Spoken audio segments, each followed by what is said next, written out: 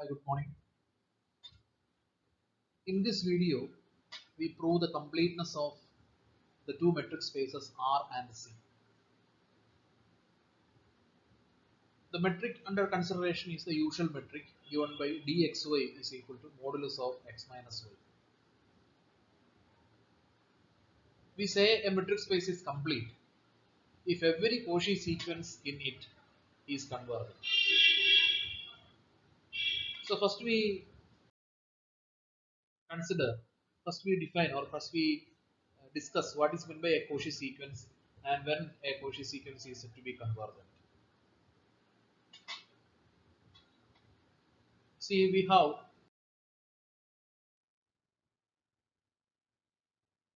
we define, let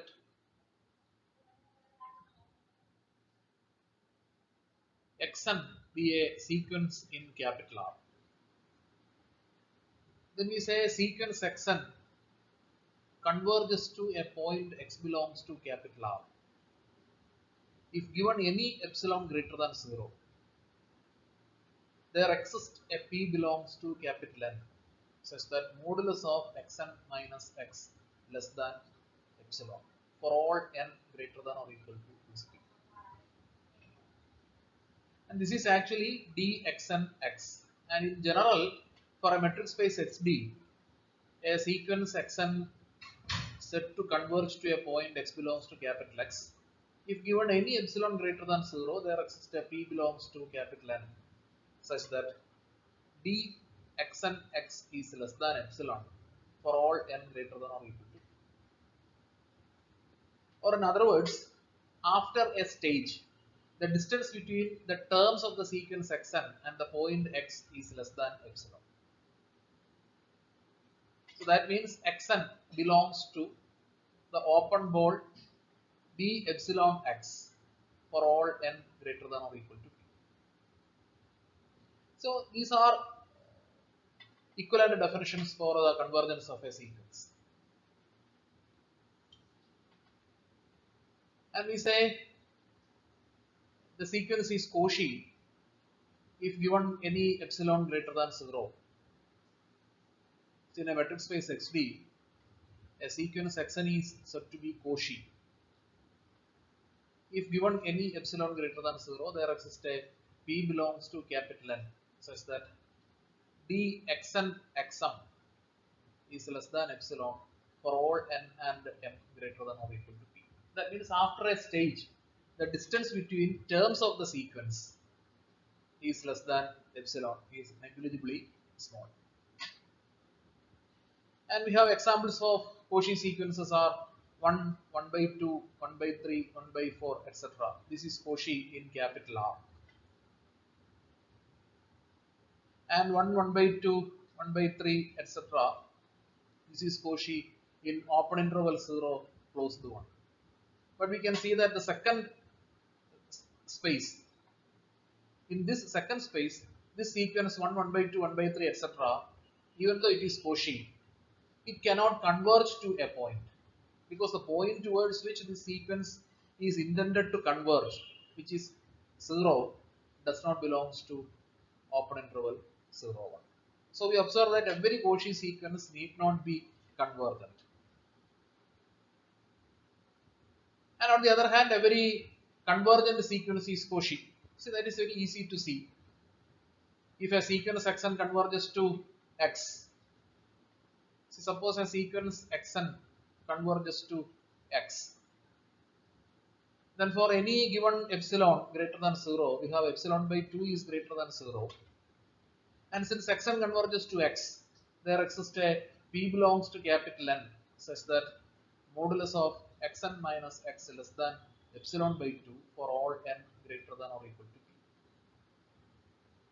Now we have modulus of xm minus xn is equal to modulus of xm minus x plus x minus xn, that is less than or equal to, by triangle inequality, modulus of xm minus x plus modulus of x minus xn, that is modulus of xn minus x.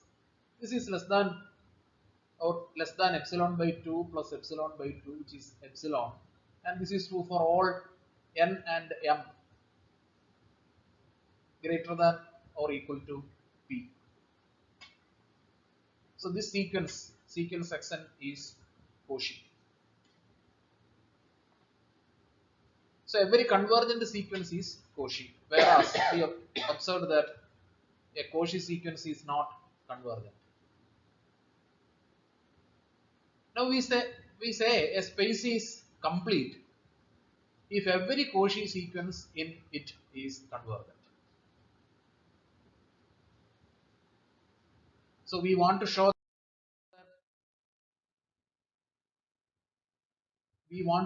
that R is complete. So in order to show that R is complete, we need to show that every Cauchy sequence in R is complete. We say a space is complete if every Cauchy sequence in it is convergent. So for this, first we will show that every Cauchy sequence is bounded. So suppose, so for in order to prove this, first we show that every Cauchy sequence is bounded. So you consider a Cauchy sequence xn. Then given any epsilon greater than 0, you choose epsilon as 1.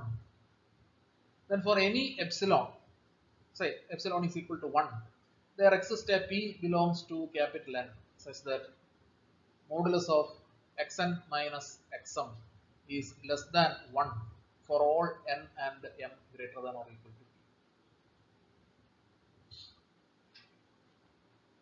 Now this implies modulus of xn minus xp is less than 1 for all n greater than or equal to p. Therefore, for those n for which n greater than or equal to p, we have modulus of xn is equal to modulus of xn minus xp plus xp. This is where triangle inequality less than or equal to modulus of xn minus xp plus modulus of xp. And this is less than or equal to 1, so this is less than or equal to 1 plus modulus of xp. So modulus of xn is bounded by 1 plus modulus of xp for all n greater than or equal to p. Now for what? So what happens if n less than p? If n less than p, there are this much terms in the sequence x1, x2, etc. x p minus 1. And these are elements of capital R, and these are finite numbers, so their modulus is also finite. So we now if we set capital M is equal to maximum of these moduli, modulus of x1, modulus of x2, etc., modulus of xp minus 1, and this number 1 plus modulus of xp, we can see that modulus of xn less than or equal to m for all n. See, modulus of xn is less than or equal to 1 plus mod xp for all n greater than or equal to p, and for n less than p, x1, x2, x3, etc., xp minus 1 have modulus of x1, modulus of x2, etc., modulus of xp minus 1. And we set capital M is equal to maximum of these moduli. Therefore, we have modulus of xn less than or equal to capital M for all n. So we have therefore modulus of xn less than or equal to capital M for all n. Therefore, the Cauchy sequence is bounded. Every term is bounded. Therefore, the set formed by the points of the sequence is bounded, and that is a definition for boundedness of a sequence. Therefore, the Cauchy sequence is bounded. Now we use Bolzano-Weierstrass theorem. Bolzano-Weierstrass theorem says that every bounded sequence in R has a convergent subsequence.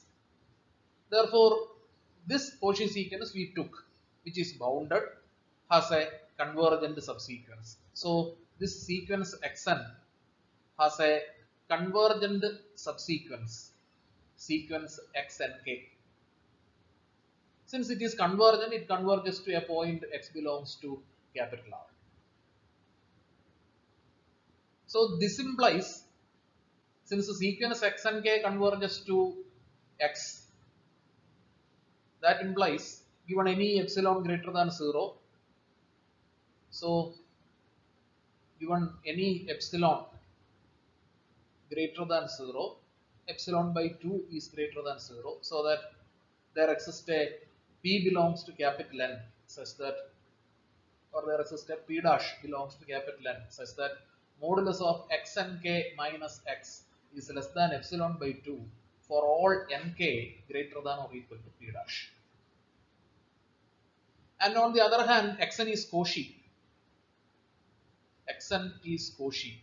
Therefore, given any epsilon greater than 0, means epsilon by 2, given any epsilon by 2 greater than 0, there exists a p2 dash belongs to capital N such that modulus of xn minus xm is less than epsilon by 2 for all n and m greater than or equal to p2 dash.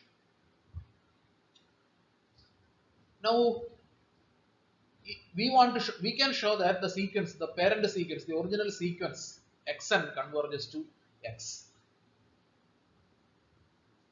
So if we choose n greater than or equal to p dash and p2 dash, so it is greater than or equal to, more mathematically if we set n is greater than or equal to, or n is equal to maximum of p dash and p2 dash, then modulus of xn minus x is equal to modulus of xn minus xnk plus xnk minus x. This is by triangle inequality less than or equal to modulus of xn minus xnk plus modulus of xnk minus x. See, this is less than or equal to xn minus xnk less than or equal to epsilon by 2 for all nk greater than or equal to p2 dash. And if we set n is the maximum of p dash and p2 dash, then this is less than or equal to epsilon by 2 or less than epsilon by 2 for all n and nk. Okay, you set p is equal to maximum of p dash and p2 dash. So modulus of xn minus xnk less than epsilon by 2 for all n and nk greater than or equal to p plus this term, the second term, modulus of xnk minus x is less than epsilon by 2 for all nk greater than or equal to p dash. That we already have, and p is the maximum of this. So both these moduli less than or equal to epsilon by 2 for all n greater than or equal to p, and consequently nk greater than or equal to p. So finally we have modulus of xn minus x is less than, so this is epsilon. So modulus of xn minus x less than epsilon for all n greater than or equal to p. Therefore, sequence xn converges to x belongs to capital R. So we started with a Cauchy sequence xn in capital R, and we showed that sequence xn converges to x in capital R. And this is the condition for the completeness of capital R, and hence capital R is complete. Now using the same technique, we can show that C is complete. All members of C, all elements of C are complex numbers. So every element has a real part and an imaginary part. And if we consider a sequence Zn in C, then every term of the sequence Zn is a complex number. So Zn is of the forms of xn plus I yn.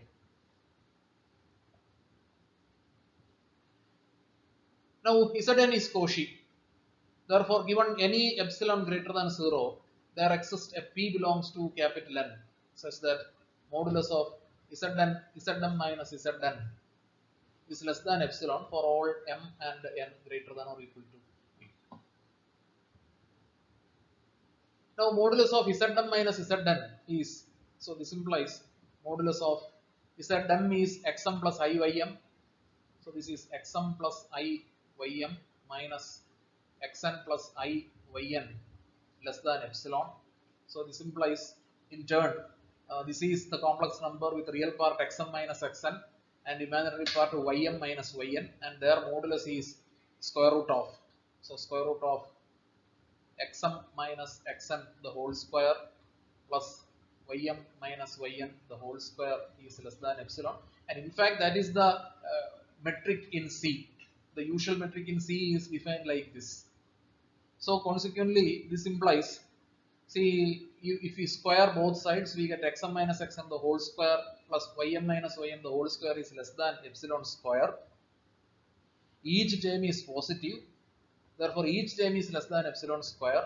So xm minus xn the whole square is less than epsilon square implies, taking square root on both sides implies modulus of xm minus xn is less than epsilon. Similarly, modulus of ym minus yn less than epsilon for all m and n greater than or equal to p. Showing that the sequence formed by the real parts of Zn and sequence formed by the imaginary part of Zn are Cauchy in capital R. Therefore, sequence xn and sequence yn are Cauchy in capital R. And we have just proved that capital R is complete. Therefore, sequence xn converges to a point x belongs to capital R and yn converges to y belongs to capital R. And using these two numbers define z is equal to x plus iy. And then we can show that Zn, the sequence Zn converges to Z, and this belongs to capital C. See, for that, so we have Zn is a complex sequence with real and imaginary parts. Now we have obtained a point x belongs to, sorry, Z belongs to C, and we can now show that the sequence Zn converges to C. Zn converges to Z. See, this is the sequence Zn is xn plus I yn, and we have the sequence xn converges to x, sequence yn converges to y. So since the sequence xn converges to x, there exists a p belongs to capital N such that given any epsilon greater than 0, we have epsilon by root 2 is also greater than 0. So given any epsilon by root 2 greater than 0, there exists a p belongs to capital N such that modulus of xn minus x is less than epsilon by square root of 2 for all n greater than or equal to p. Similarly, sequence yn converges to y. Therefore, given any epsilon by root 2 greater than 0, there exists a p dash belongs to capital N such that modulus of yn minus y is less than epsilon by square root of 2 for all n greater than or equal to p dash. And set n is the maximum of p and p dash. Then we can, what we want to show is sequence Zn converges to Z. So for that, modulus of Zn minus Z is modulus of xn plus I yn minus x plus iy. This is a complex number with the real part xn minus x and imaginary part yn minus y, and their modulus is actually square root of xn minus x the whole square plus yn minus y the whole square. Now modulus of xn minus x is less than epsilon by square root of 2 for all n greater than or equal to p, and this side is less than or equal to epsilon by root 2 for all n greater than or equal to p dash. So this square is less than or equal to epsilon square by 2 for all n. Okay, you said this as, yeah. Now modulus of xn minus x the whole square is less than epsilon square by 2 for all n greater than or equal to m. So this is less than epsilon square by 2 plus epsilon square by 2 with a square root for all n greater than or equal to m. And this is nothing other than epsilon square by 2 plus epsilon square by 2 is epsilon square. Square root is epsilon. Therefore, modulus of Zn minus Z is less than epsilon for all n greater than or equal to m. And this then shows that sequence Zn converges to Z, whereas Z belongs to C. Therefore, sequence Zn, which is Cauchy in capital C, converges to Z belongs to C, showing that C is also complete. And this prove the completeness of C. And thank you.